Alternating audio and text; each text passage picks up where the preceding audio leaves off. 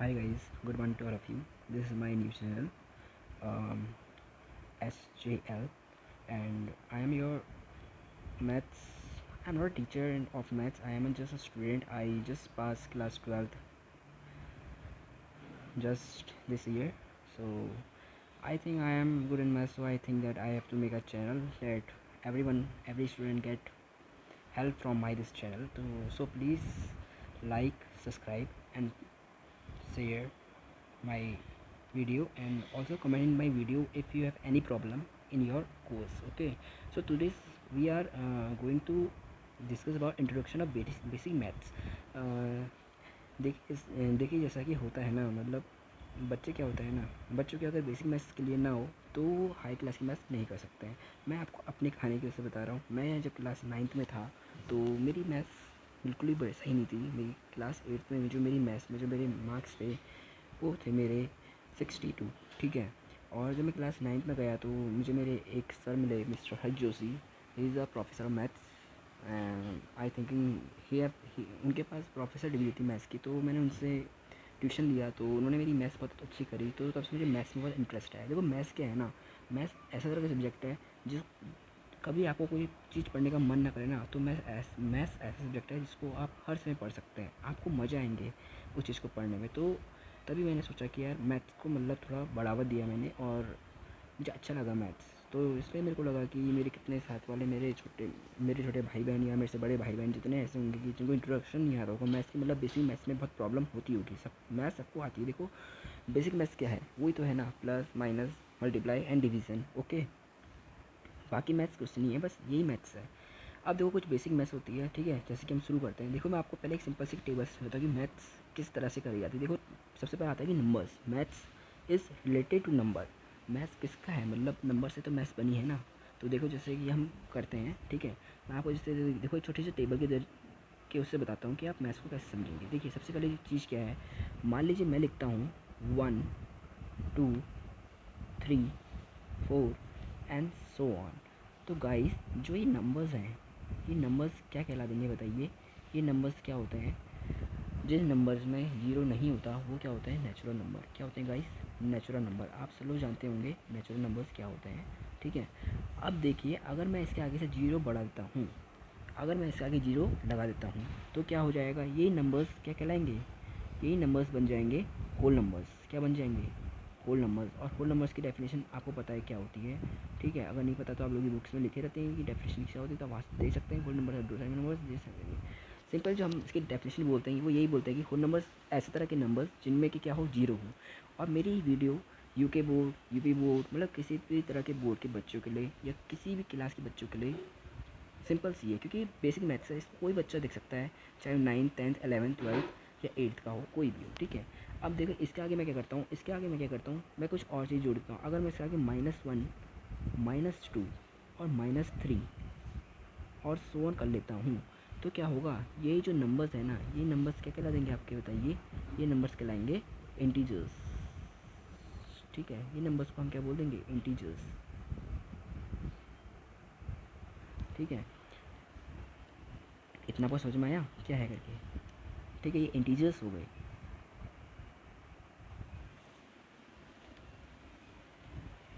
Sorry, थोड़ा सा video जो है कि मैं सोच रहा था कि आप लोग मैं वाइट बोर्ड या फिर मतलब थोड़ा प्रोफेशनल तरीके से पढ़ाता, पर थोड़ी कंडीशन ही ऐसी हो गई इस बार कि मेरे को कॉपी और पेन के उससे पढ़ाना पड़ रहा है। तो जब मेरे पास इस चीज़ की मतलब नेसेसरी हो जाएगी या मेरे पास जब ये चीज़ आ जाएंगी तो मैं आपको फिर पैसे लेके पढ़ाऊँगा, ठीक है। तो फिलहाल अभी आप ऐसे ही पढ़िए। वैसे ही आपको क्या करना है, वाइट बोर्ड से आपको समझ में आना चाहिए, यही मेरी कोशिश रहेगी कि आपको हर चीज़ समझ में आनी चाहिए, ठीक है। इतनी बार समझ में आई। देखिए इंटीजर्स समझ में आया, क्या है इंटीजर्स, ओके, ठीक है। यहाँ तक आपको समझ में आया है। तो देखिए हम इसको क्या बोलते हैं, हम बोलते हैं इसको इंटीजर्स। क्या बोलते हैं, इंटीजर्स। अब देखिए अगर इन्हीं नंबर को मैं अगर पी बाई क्यू की फॉर्म में लिख देता हूँ, पी बाई क्यू की फॉर्म में अगर मैं इन नंबर्स को लिख देता हूँ तो ये क्या कहलाएंगे, ये कहलाएंगे rational numbers. This are known as rational numbers, ठीक है। और अगर और इसमें कंडीशन क्या होती है, आपको पता है कि रेशनल नंबर की डेफिनेशन होती है कि जो नंबर्स पी बाई क्यू की फॉर्म में होते हैं उनको हम बोलते हैं रेशनल नंबर्स। और एक और साथ में ये भी बोला जाता है कि वो क्या होने चाहिए, टर्मिनेटिंग होनी चाहिए और रिपीटिंग होनी चाहिए उनमें, तो रेशनल नंबर्स कहलाते हैं। जिसमें कि इसमें क्या है कि पी बाई क्यू की फॉर्म में होनी चाहिए और Q is not equal to zero, मतलब क्यू कुछ भी ऊपर नीचे जीरो नहीं होना चाहिए, ठीक है। और अगर ये पी बाई क्यू की फॉर्म में नहीं है तो हम ऐसे नहीं बोल सकते कि ये, हम ऐसा एक समय के लिए बोल सकते हैं कि इरेशनल नंबर्स हैं। पर अगर हम इनको चेक करेंगे, अगर हम इनको चेक करें कि क्या है करके, और हम देखते हैं कि ये नॉन टर्मिनेटिंग और नॉन रिपीटिंग है, तो क्या होंगे, ये होंगे इरेशनल नंबर्स। देखो रेशनल नंबर्स मैंने क्या बोला कि क्या होना चाहिए, टर्मिनेटिंग होनी चाहिए और रिपीटिंग भी होनी चाहिए, तो ये क्या कहलाएंगे, रेशनल नंबर्स। और ये नॉन टर्मिनेटिंग होनी चाहिए, ठीक है, और ये नॉन रिपीटिंग होने चाहिए, तो ये क्या कहलाएंगे, इरेशनल नंबर्स। बात इतनी सी छोटी सी क्लियर हुई, ठीक है।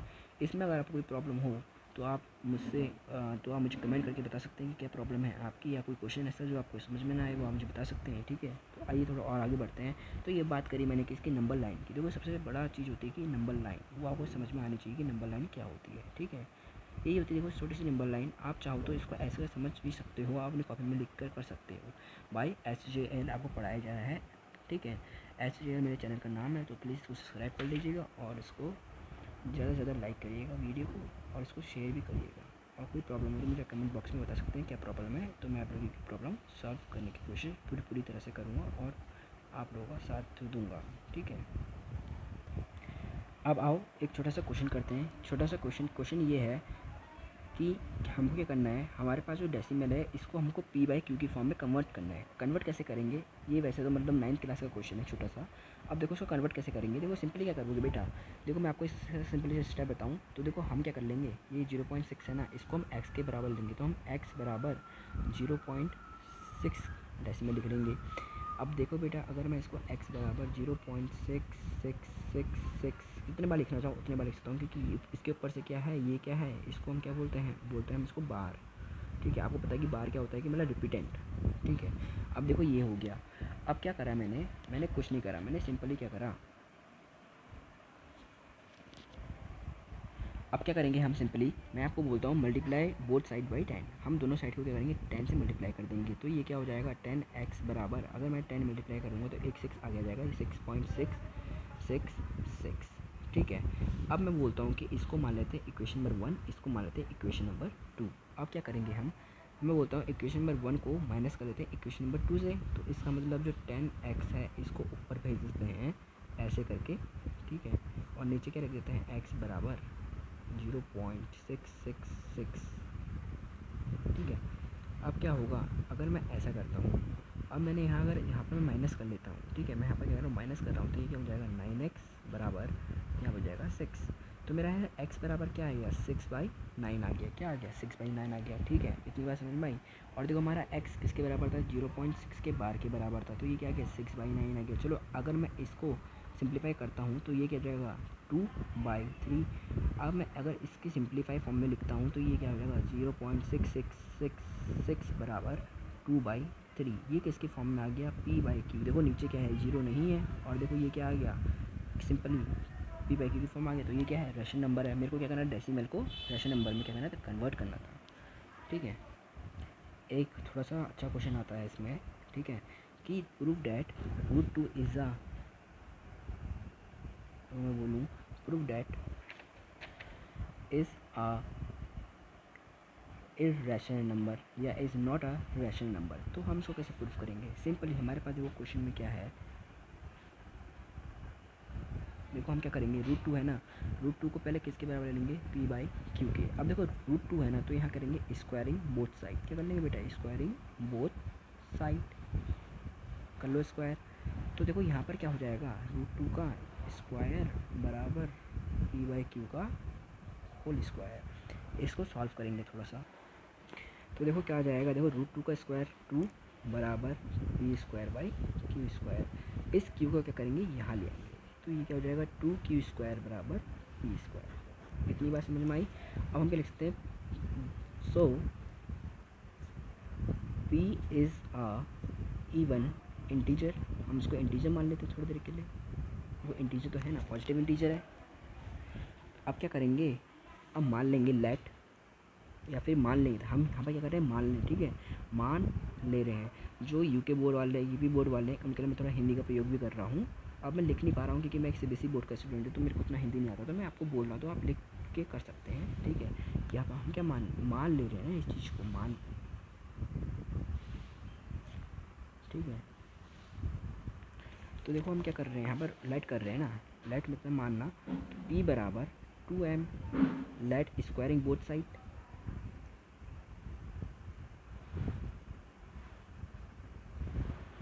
तो पी स्क्वायर बराबर 2m का स्क्वायर कर लिया, 2m का स्क्वायर कर लिया, ठीक है। सिंपली इतना कर लिया आपने, 2m का स्क्वायर कर लिया, ओके।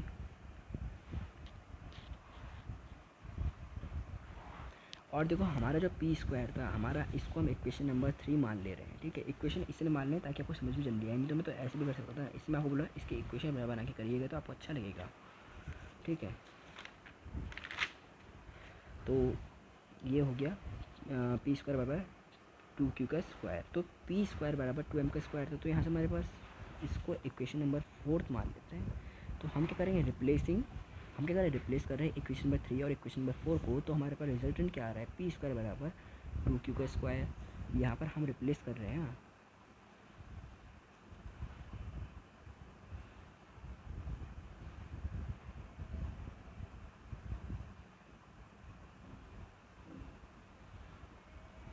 ठीक है। इतना समझ में आया। तो अब देखो पी स्क्वायर बराबर 2q का स्क्वायर हो गया। अब क्या करेंगे,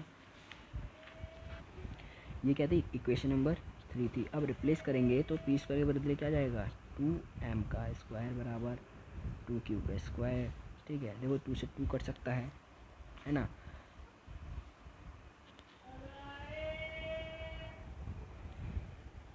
देखिए ये छोटी सी मिस्टेक होती है ना, जो हम लोगों को ना बहुत, मतलब हम अगर कहीं पर जैसे कोई पेपर दे रहे तो हम वहाँ पर इसी गलती की वजह से रुक जाते हैं।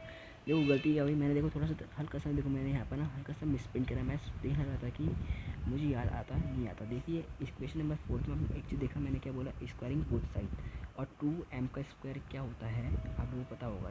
पी स्क्वायर बड़ा क्या होना चाहिए था, ये होना चाहिए था 4m का स्क्वायर। स्क्वायर होगा दोनों का ही होगा, ऑब्वियसली बात है। तो देखो यहाँ पे क्या गया, पी स्क्वायर बराबर 4m का स्क्वायर, ठीक है। देखो ये छोटी सी मिस्टेक है, मैंने इसलिए जानबूझ के करी ताकि मैं आप लोगों को बाद में बता सकूँ कि मिस्टेक इतना ध्यान दीजिएगा जिसमें आप कुछ चीज़ करते हैं। देखिए मैंने वहाँ पर गलत करा, मैंने उसको देख के करा, तो देखो मैंने यहाँ पर गलत हुआ। तो देखो हम इसको काट के हमें क्या करना पड़ेगा, 4m का स्क्वायर।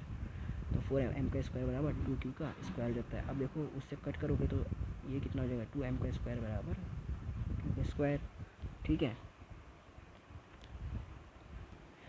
अब हम क्या बोल सकते हैं, जो q स्क्वायर है बेटा वो क्या आ गया, 2m का स्क्वायर। ये भी क्या आ गया, ये भी जो है कि इसको हम इक्वेशन नंबर 5 मान लें। तो इक्वेशन नंबर 5 जो हमारी क्या आ गई, ये भी हमारी क्या आ गई, पॉजिटिव इंटीजर आ गई, नहीं आ गई, सॉरी, पॉजिटिव भी बोल सकते हैं और इवन भी बोल सकते हैं, ठीक है। पॉजिटिव मैंने इसलिए बोला, अब आप लोग बोलोगे कि मैंने गलती से मैंने पॉजिटिव इसलिए बोला क्योंकि हम पॉजिटिव को हम कितने बार इवन भी बोल देते हैं हमारे स्कूल में, तो उसकी आदत सी पड़ गई मेरे को, इसलिए तो पॉजिटिव आप इवन भी बोल सकते हैं, ठीक है। तो ये है, अगर मैं इन दोनों इक्वेशन को एक साथ रख लेता हूँ तो देखो मेरा क्या आता है, तो मेरा आता है 2q का स्क्वायर बराबर 2m का स्क्वायर, 2 से 2 कैंसिल, तो q स्क्वायर बराबर m स्क्वायर, ठीक है। अगर ये दोनों है ना, देखो p और q क्या हैं, दोनों क्या हैं, इवन इंटीजर्स हैं, ठीक है। तो हम क्या बोल सकते हैं कि इनका जो कॉमन फैक्टर है वो क्या है, 2 है। कॉमन फैक्टर 2 था, देखिए इसलिए मैंने हटा दिया ना, कॉमन फैक्टर था हमारे पास 2 है। बट द कॉन्ट्रेशन पर जो इसकी जो कॉन्ट्रडिक्स हैं, जो अगर देखो ये तो पी और देखो क्यू और एम तो एक अलग से इंटीजर्स है ना, हमें नहीं पता कि क्या नंबर्स है, हम कुछ भी लेट कर सकते हैं। अगर मैं बोलता हूँ कि 1 और 2 हैं, ऐसा तो हो नहीं सकता ना कि दोनों एक से होंगे। अगर दोनों एक से होते तो इसका मतलब यहाँ भी कि अगर दोनों एक से होते तो इसका मतलब यहाँ भी क्यू होना चाहिए था, यहाँ भी क्यू होना चाहिए था, ये क्यू का स्क्वायर, ये भी क्यू का स्क्वायर होना चाहिए था। अगर यहाँ क्यू का स्क्वायर है और यहाँ एम का स्क्वायर है, इसका मतलब क्या है कि इनमें कुछ ना कुछ तो चेंज होगा, तो इसका मतलब कि नंबर चेंज होंगे, है ना। देखो 2 से क्या करना है, 2 तो हमारे पास कॉमन था ना, इसलिए हमने हटा दिया वहाँ से। तो इससे क्या पता चलता है कि इन दोनों के बीच में कोई कॉमन फैक्टर नहीं है। तो हम क्या लिख सकते हैं, इनके बीच में अगर कोई कॉमन फैक्टर नहीं है तो ये क्या है, तो हम क्या लिख सकते हैं, इन दोनों के बीच में नो कॉमन फैक्टर लिख सकते हैं ना।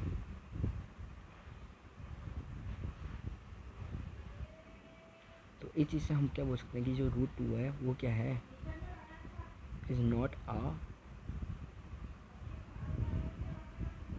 रैशनल नंबर्स या इरेशनल नंबर्स। ठीक है, ऐसे करना है। तो चलो सो गाइस, आज की मैं क्लास यहीं ख़त्म करता हूँ। इसके बाद के टॉपिक जो हमारे पास होंगे, इसकी बात की जो आपकी वीडियो में जो आपको टॉपिक्स मिलेंगे, मैं इसमें इसके बाद आपको थोड़ा समझाऊँगा कि प्राइमरी नंबर्स क्या होते हैं, प्राइम नंबर्स क्या होते हैं। ठीक है, और बहुत सी आपको थोड़ी इंट्रोडक्शन चीज़ें और बताई जाएगी। ठीक है, तो चलिए, ओके बाय। और उम्मीद करता हूँ आप सभी लोग सही होंगे, स्वस्थ होंगे, क्योंकि स्वस्थ रहना बहुत ज़रूरी है। ठीक है, तो be healthy and please subscribe my channel. Okay bye, thank you for watching my video.